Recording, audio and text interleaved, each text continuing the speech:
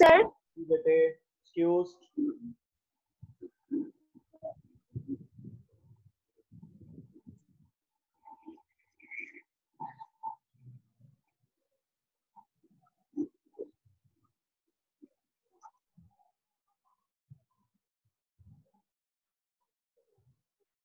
अब अगर उस दिन हमने टॉपिक जिसके ऊपर अपना सिलसिला शुरू किया था, यू मस्ट बी रिमेम्बरिंग कि वो बात कर रहा था सैयद अहमद खान साहब।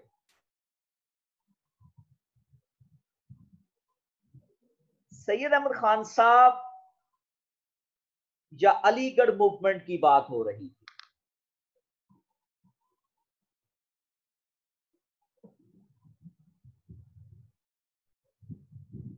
हमारी सब कॉन्टिनेंट की जितनी भी मूवमेंट्स हैं उसमें अलीगढ़ मूवमेंट सबसे अहम तरीन मूवमेंट तहरीक मानी जाती है, और उसके पीछे जो वजह इसके साथ एसोसिएट की जाती है कि मुसलमानों की जो रिफॉर्मिस्ट मूवमेंट्स थी, ये उन्हीं रिफॉर्मिस्ट मूवमेंट में से एक रिफॉर्मिस्ट मूवमेंट,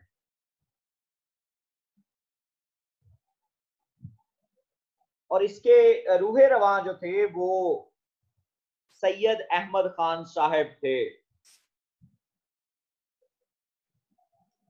सैयद अहमद खान साहब की जो जिंदगी है वो इन तीन चीजों का मजमुआ नजर आती है जो मैंने आपके सामने मेंशन किए। दीज थ्री वर्ड्स, जिसमें नंबर एक, सर आपकी आवाज नहीं आ रही। जिसमें नंबर एक लॉयल्टी है, नंबर दो डिवोशन, और नंबर तीन aloofness.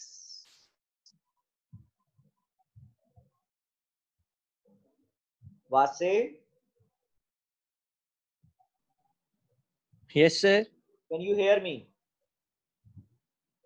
Yes, sir. Okay, so ये तीन अल्फाज हैं, लॉयल्टी, डिवोशन एंड अलूफनेस। अब अगर इन तीन चीजों को हम लोग, इसको हम कहते हैं ट्रिनिटी ऑफ आइडियाज, ये सर सैयद की जिंदगी का एक अहम तरीन जो है वो एलिमेंट माने जाते हैं। या आप आसान लफ्जों में कह लें कि अगर सैयद अहमद खान साहब की जिंदगी अगर किस पैरामीटर के गिर्द रिवॉल्व करती थी तो वो ये जो मैंने आपके सामने तीन अल्फाज लिखे हैं ये इस पैरामीटर के गिर्द रिवॉल्व करती है। नंबर एक लॉयल्टी, नंबर दो डिवोशन, और नंबर तीन अलूफनेस। लॉयल्टी किस बात से?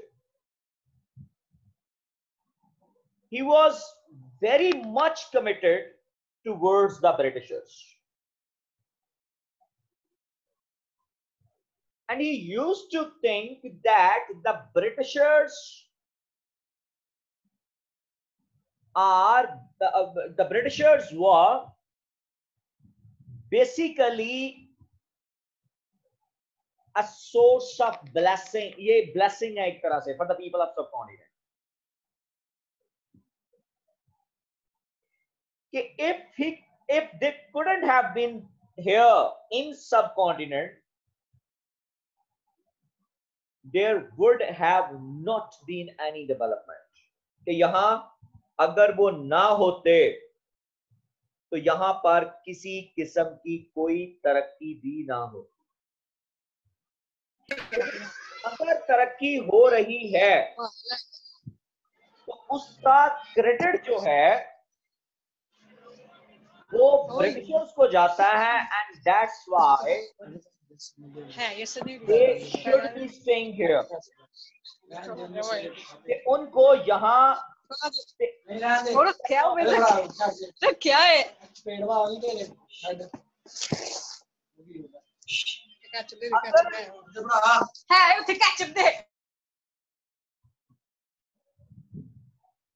अगर ब्रिटिशर्स यहां पर वो चले जाते हैं, अगर वो यहां पर मौजूद नहीं रहते, तो ये सब कॉन्टिनेंट की एक बहुत बड़ी बदकिस्मती होगी। ये सैयद अहमद खान साहब जो थे वो सोचा करते। दूसरे नंबर पर सैयद अहमद खान साहब की जिंदगी का जो दूसरा बड़ा मोटिव हमें नजर आता है, दैट इज कॉल्ड डिवोशन,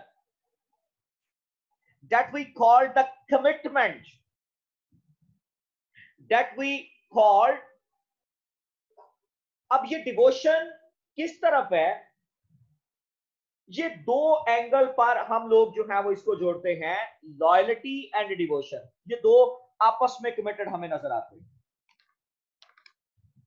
इसकी दो इंटरप्रिटेशन मानी जाती हैं लॉयल्टी के हवाले से। कुछ लोग कहते हैं कि he was very much loyal towards the Muslims, whereas जो क्रिटिक्स की अक्सरियत है वो तस्वर करती है कि आप ब्रिटिशर्स के बहुत बड़े हमनवा थे, और ब्रिटिशर्स की वजह से यहां पर एजुकेशन आ रही थी, यहां पर हेल्थ सेक्टर रिफॉर्म कर रहा था, यहां पर डेवलपमेंट्स हो रही थी, और devotion for social services, that was the commitment. ये डिवोशन सिर्फ और सिर्फ हमें यहां नजर नहीं आता, बल्कि ये डिवोशन हमें फर्दर नजर आता है कि आप ब्रिटिश सरकार के हवाले से भी डिवोटी थे। What was the reason behind? There is a sole reason कि एक तो आप अंग्रेज सरकार के मुलाजम थे, आपने 1938 में अंग्रेज सरकार की मुलाजमत अख्तियार की थी, और दूसरे नंबर पर आप ये अज्यूम करते थे कि अंग्रेज सरकार यहां पर सब कॉन्टिनेंट की जो है वो वेलफेयर कर रही है। और तीसरा बड़ा मोटिव जो सैयद अहमद खान साहब की जिंदगी में हमें नजर आता है, या जिसके गिर्द हम उनकी जिंदगी को देख सकते हैं, खासतौर पर प्रैक्टिकल लाइफ जो 1859 से शुरू होती है और 1898 तक जो है वो जारी रहती है, उसमें आप सियासत से अलग लग रहे हैं। आपने न सिर्फ अपने पैरोकारों को सियासत में न आने का मशवरा दिया, उसके पीछे भी थिंक टैंक्स का एक गिरोह या खासतौर पर जो आपके क्रिटिक्स हैं वो इस बात को मतलब ये मानते हैं कि उसके पीछे जो असल वजह थी वो ये थी कि सैयद अहमद खान साहब नहीं चाहते थे कि ब्रिटिश सरकार को यहां पर किसी किस्म की मतलब जो है वो पॉलिटिकल हर्डल का सामना करना पड़े, यहां पर किसी किस्म की पॉलिटिकल कॉन्फ्लिक्ट का सामना करना पड़े और हिंदुस्तान की तरक्की जो है वो रुक जाए। ये जो तीन आइडियल्स मैंने आप लोगों के सामने एक ट्रायंगल की शक्ल में रखे हैं, जिसको हम ट्रिनिटी ऑफ आइडियाज कहते हैं, वो बड़े वाजिया है। और सर सैयद की जिंदगी इन तीन चीजों को, यानी कि जब तक आप रहे अब अंग्रेज सरकार और अंग्रेज हुकूमत को अप्रिशिएट करते रहे। अब ये समझते थे कि इनसे अगर कॉन्फ्लिक्ट मोल ली गई तो हम लोग जो हैं वो मतलब जो है वो डिक्लाइन का शिकार हो जाएंगे, हम लोग जो हैं वो खराबी की तरफ जाएंगे। और दूसरे नंबर पर आप ये भी तस्वर करते थे कि अगर हमने डिवोशन न सिर्फ अंग्रेज सरकार के लिए बल्कि सोशल सर्विसेज के लिए और खासतौर पर एजुकेशन के लिए अगर वो हम नहीं दिखाते तो हम लोग कभी भी तरक्की याफ्ता कौम नहीं बन सकते या तरक्की याफ्ता लोग नहीं बन सकते। और आखिरी वो थी अलूफनेस, कि हमने किसी किस्म का जो सियासी सिस्टम है हमने उसके अंदर मतलब जो है वो अपने आप को शामिल नहीं करना। अलूफनेस, पॉलिटिकल एक्टिविटीज, अंग्रेज सरकार के खिलाफ किसी किस्म का आपने प्रोटेस्ट नहीं करना, हमें प्रोटेस्ट में जाने की जरूरत नहीं। ये वो अल्टीमेट एम थे जो हमें नजर आते हैं इस जिसको हम ट्रिनिटी ऑफ आइडियाज के तौर पर हम लोग जो है वो कह रहे हो। अब अगर अलीगढ़ मूवमेंट की हम बात करें और सैयद अहमद खान साहब की बात करें तो आप दिल्ली में 1817 में पैदा हुए और इब्तदाई तालीम हासिल करने के बाद उस वक्त आपने अपनी फैमिली से जो अर्ली एजुकेशन थी वो हासिल की और आप ईस्ट इंडिया कंपनी में सब क्लर्क जो कोर्ट ऑफ लॉ के अंदर मौजूद होता है उसकी हैसियत से मतलब आप जो है वो अपने मुलाजमत अख्तियार करते हैं। हार्डली आपकी उम्र उस वक्त थोड़ी थी चूंकि इब्तदाई एज में ही आपके वालिद मोहतरम जो है वो इंतकाल कर जाते हैं और चूंकि आप बड़े थे भाइयों बहन भाइयों में तो फैमिली का सारा बोझ जो है वो आपके कंधों पर आ जाता है। वॉर ऑफ इंडिपेंडेंस से कबल ही आप चीफ जज के ओहदे पर फायज हो चुके थे और 1846 में आप चीफ जज बन चुके थे। 1857 की वॉर में आप उस वक्त बजनौर में थे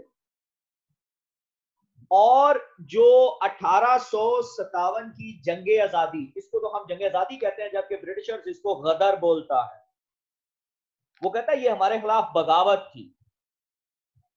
आप उस वक्त बजनौर में ड्यूटी दे रहे थे और आपने अपने जाती असर रसूख की वजह से मतलब एक बहुत बड़ा जो बागियों का जत्था था, जो बागियों का गिरोह था, वो अंग्रेज जो बजनौर के अंदर अंग्रेज सरकार के जो दफातर थे ईस्ट इंडिया कंपनी के, जो ईस्ट इंडिया कंपनी की मतलब जो है वो छावनी थी वहां पर, उसके ऊपर हमलावर होने के लिए आ रहे हैं।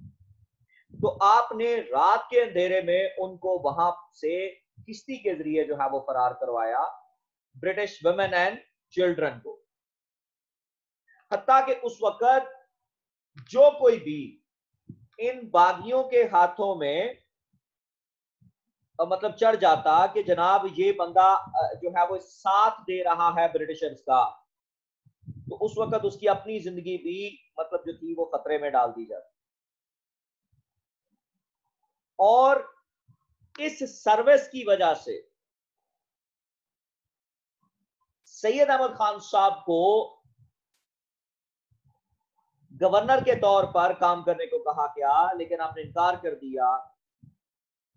और इसमें एक बड़ी टेंडेंसी जो है वो आपकी सोशल सर्विसेज की भी नजर आती है।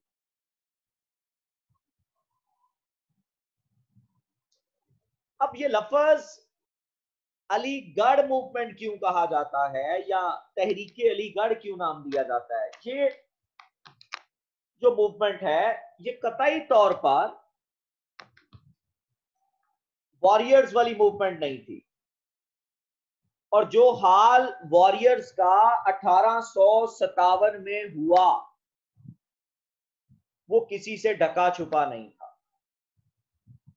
यानी जिस तरह से वॉरियर्स को मारा गया, जिस अंदाज के साथ उनके ऊपर जुल्म तशद्दुद किया गया, इट वॉज नेसेसरी कि अब तलवार को छोड़कर जो है वो हम लोगों को किसकी बात करनी चाहिए? कलम की। चूंकि ब्रिटिश सरकार उस वक्त पूरी तरह से 1857 के बाद, मुगल एम्पायर के खात्मे के बाद पूरी तरह से काबज हो चुकी। जंग के बाद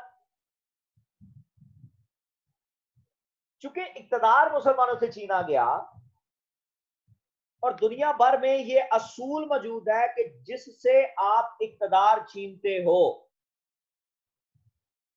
आप उस के ऊपर उसको सही दबा के रखते हैं ताकि वो जुर्रत ना कर सके कि वो दोबारा से आपके खिलाफ उठ खड़ा हो। तो यहां इक्तदार जो था वो बेसिकली मुसलमानों से छीना गया था। तो मुसलमान, और चूंकि वो जज्बा ईमानी एंड लाइक वॉट इन चीजों के साथ वो लड़ रहे थे, तो ब्रिटिश गवर्नमेंट ने उनको ठीक ठाक किस्म का मतलब जो है वो इनको ठिकाने लगाया गया। बेतहाशा मतलब जब वो जुल्म तशद्दुद किया गया। एक जगह पर लिखा जाता है कि एक मुसन्नफ लिखता है कि दिल्ली की गलियां इस मतलब जो थी वो खून से लिथड़ चुकी थी। दिल्ली पूरी तरह से खून से नहाई हुई थी। इतना खून बहाया गया दिल्ली की गलियों में, और दिल्ली मुसलमानों का गढ़ था 1857 में, कि घोड़े के पांव जो थे वो उसमें डूब जाते। इस हद तक जुल्म और तशद्दुद किया गया।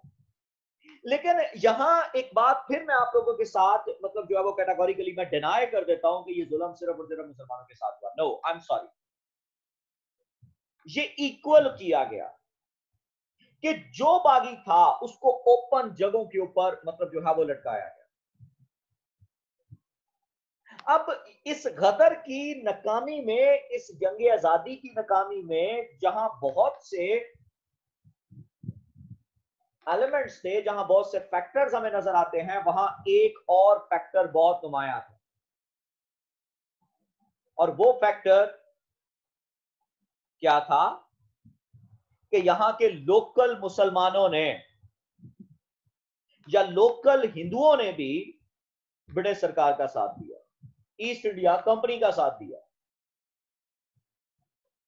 और बागियों का पता बताया गया, जिसके बदले में जब इन्होंने अंग्रेज ईस्ट इंडिया कंपनी को सर्विसेज दी, तो बदले में इनको बड़ी बड़ी जगीरें अता की गई। और इन जगीरों का पर्पस यही था कि जनाब आप चूंकि मुश्किल वक्त में हमारे काम आए।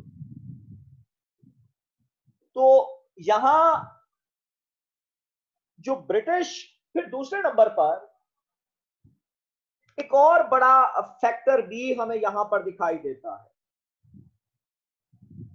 वो फैक्टर ये कहता है कि मुसलमान जो थे वो ब्रिटिश चीजों के इस्तेमाल को मतलब समझते थे कि ये नसारा गैर मुस्लिमों की बनाई हुई चीजें हैं और हम इन चीजों को कतई तौर पर इस्तेमाल नहीं करें। दूसरे नंबर पर यहां एक और फैक्टर भी मौजूद था कि इन्होंने ये समझते थे कि हमें मतलब जो है वो अंग्रेजी जुबान सीखने की क्या जरूरत है, इक़्तिदार तो हमारे पास। ये वजह बन गई कि इन्होंने मतलब वो मजहबी जो हमारा मौलवी साहब थे उनके कहने की वजह से इन्होंने ब्रिटिश लैंग्वेज से अपने आप को पीछे रखा, ब्रिटिश कल्चर एंड वैल्यूज से अपने आप को पीछे रखा। एंड वो मुसलमान यहां के इनको अपना सबसे बड़ा दुश्मन समझते रहे। जिसकी वजह से, क्योंकि ये एक लॉन्ग स्टैंडिंग हिस्ट्री तो पीछे मौजूद थी कि जो ब्रिटिशर्स थे, जो क्रिश्चियन थे तादाद में, वो मतलब नो डाउट वो तादाद में हमसे कम थे, लेकिन मुसलमानों के साथ उनकी सुलीबी जंगें, सलाहुद्दीन अय्यूबी वाली, और इस तरह से कुरान और बाइबल का जो कॉन्फ्लिक्ट है कि जो यहूद और नसारा है वो कभी आपके दोस्त नहीं हो सकते, ये बड़ा वाज़िया था।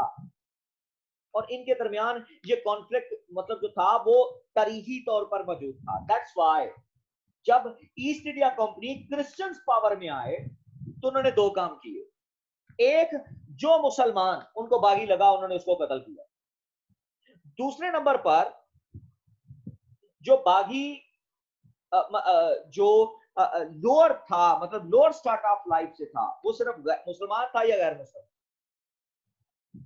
उन्होंने उसको क्रिश्चियनिटी में कन्वर्ट किया। और बहुत बड़ी तादाद में जो मुसलमान जो थे, जो लोअर स्टार्ट ऑफ लाइफ से थे या जो हिंदू शूदर और दलित थे, ये कन्वर्ट हुए क्रिश्चियनिटी की तरफ।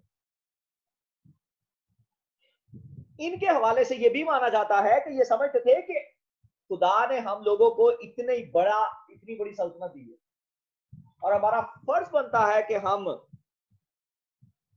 जो हमारा खुदा है, जो जीसस है, जो प्रॉफिट है, हम उसकी तालीमात को यहां पर आम करें।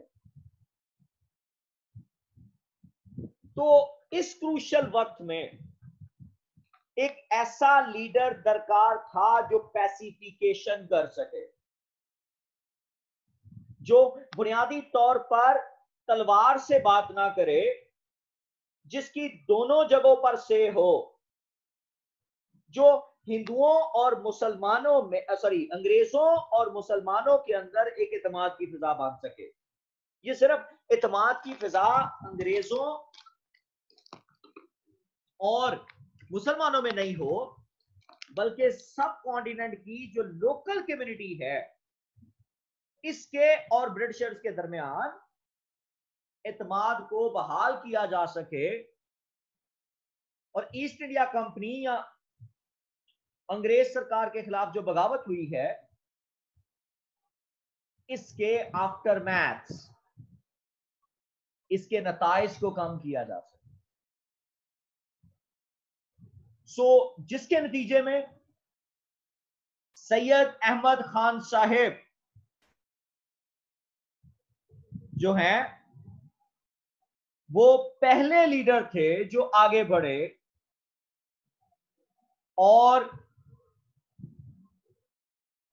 एक ऐसी तहरीक का आगाज किया जो जिंदगी के मुख्तलिफ स्फेयर्स में काम कर रही, जो जिंदगी के मुख्तलिफ पहलुओं में काम कर रही।